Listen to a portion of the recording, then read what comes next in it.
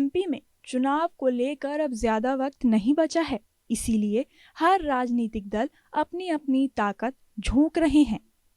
एक ओर है बीजेपी जो अपने किले को बचाने की जुगत में लगी हुई है, तो वहीं दूसरी ओर है कांग्रेस जो फिर से साल 2018 वाले चमत्कार को दोहराने की कोशिश में जुटी हुई है। वेलकम, मैं पर्णिका तिवारी, इंडिया न्यूज के डिजिटल प्लेटफॉर्म पर आपका स्वागत है। दोनों ही पार्टियां अपनी अपनी तरफ से जीतोड़ मेहनत में जुटी हुई हैं। अगर देखा जाए तो 5 अक्टूबर को प्रदेश में दो बड़े नेताओं की मौजूदगी थी, जहां एक तरफ कांग्रेस की राष्ट्रीय महासचिव प्रियंका गांधी धार दौरे पर रहीं, तो वहीं पीएम मोदी जबलपुर दौरे पर रहे।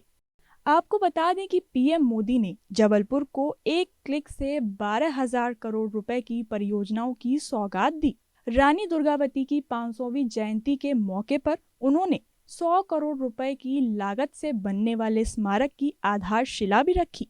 इसके बाद उन्होंने सभा को संबोधित किया। इस दौरान उन्होंने बीजेपी की तारीफ करते हुए कांग्रेस पर जमकर निशाना साधा। पीएम मोदी ने बीजेपी की तारीफ करते हुए कहा कि जब हमारी कोई माता बहन चूल्हे पर खाना बनाती हैं तो 400 सिगरेट जितना धुआं एक दिन में उनके अंदर जाता है। बीजेपी ने माताओं बहनों को इस धुएं से छुटकारा दिलाया। क्या कांग्रेस ये पहले नहीं कर सकती थी? लेकिन ऐसा करने की उनकी नीयत ही नहीं थी।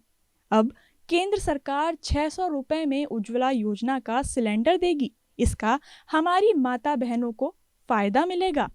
पीएम मोदी ने कांग्रेस पर निशाना साधते हुए कहा कि 2014 से पहले कांग्रेस ने देश में लूट मचा रखी थी।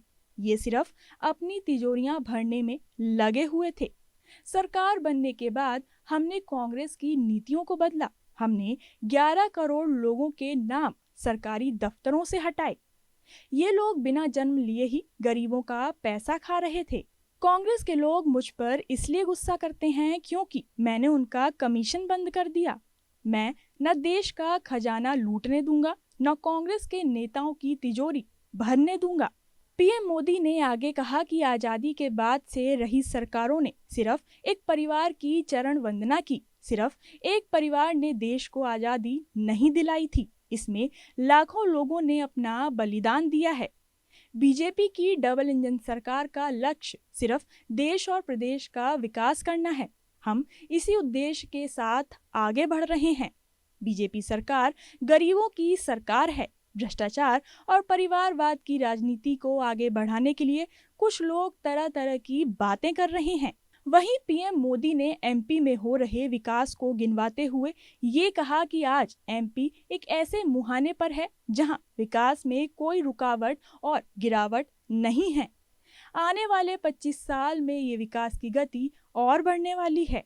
आने वाले समय में हमारा मध्य प्रदेश आन बान और शान वाला होगा, लेकिन इसके लिए हमें अभी से प्रयास करने होंगे। हालांकि अब देखना ये होगा कि आखिर 2023 के विधानसभा चुनाव में किसको जीत मिलेगी और किसको हार का सामना करना पड़ेगा।